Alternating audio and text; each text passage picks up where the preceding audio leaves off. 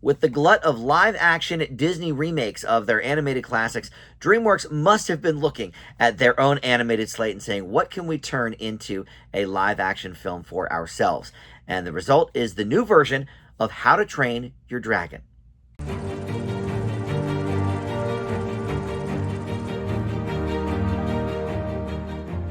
Hey guys, Dan here. This is Dan Reviews It. Welcome to my movie review for the 2025 version of How to Train Your Dragon. This is a live-action reimagining of the animated, now classic. I mean, it's 15 years old, so I guess we consider that a classic.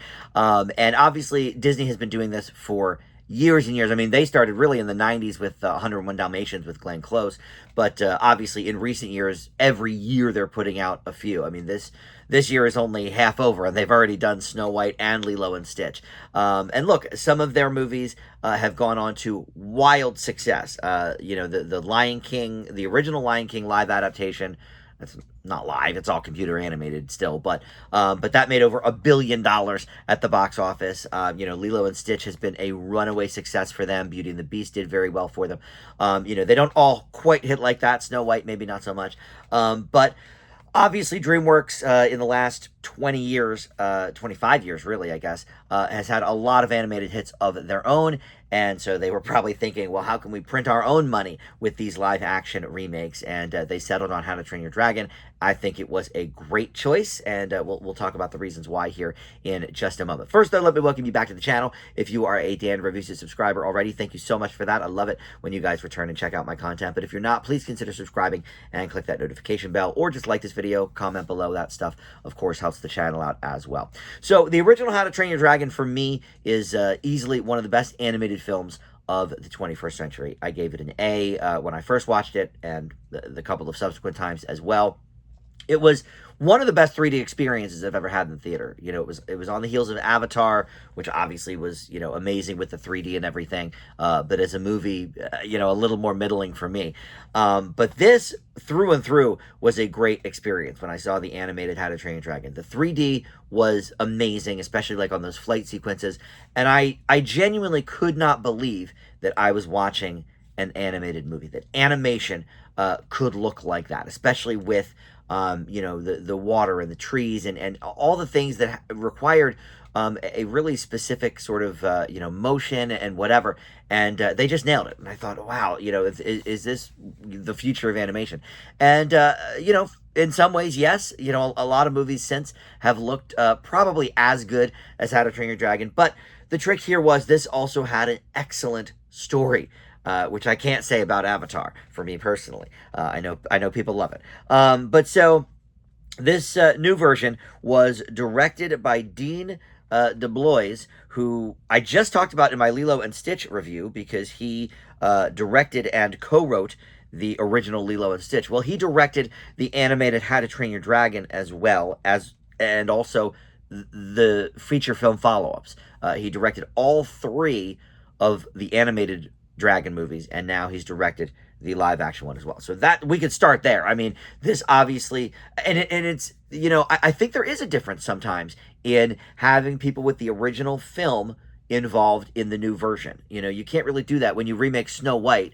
Well, everyone from 1937 has passed on, so there's nobody to work on the new Snow White that worked on the original. But Lilo and Stitch, you got a fair amount of participants from that original film back. Because that movie's only, 22 years old or whatever. So I think it was a great stroke of genius from DreamWorks to invite Dean DeBlois back. And how could they not? I mean, he's been a part of this journey since the beginning. And I believe, did he co-write the original film as well? I think maybe he did. Let's see. Yes, he had a co-writer, but he wrote that original film, and he wrote the second one and third one by himself.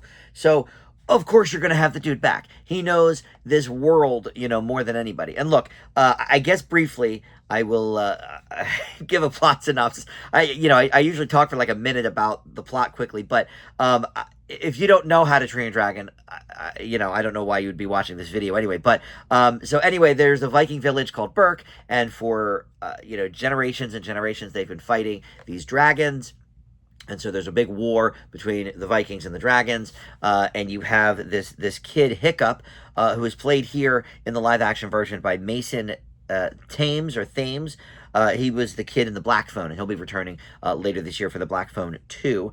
But you have his father, Stoic, who is played by Gerard Butler in a brilliant stroke. Again, he was the voice of the animated Stoic, so he's the only one who returns from the animated story in terms of the acting.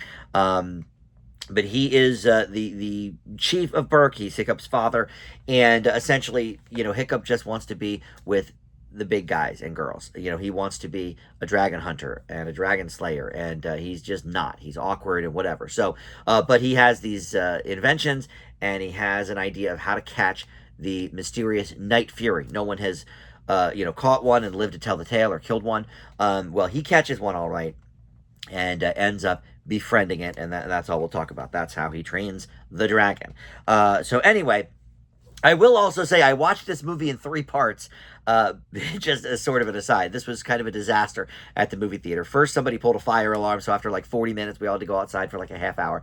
Then we came back in and watched another maybe 20, 25 minutes, but there was a tornado warning, and so we lost power, and so then they kicked everybody out and said, all right, go home. So I had to kind of watch the last 40 minutes or so attached to another movie I was already seeing. I sort of timed it out. So I've seen the whole movie, but it was in 3 parts. Luckily, because there is an animated version that's basically the same movie, me and my nephew and my sister went home and watched the rest of the movie with the animated version.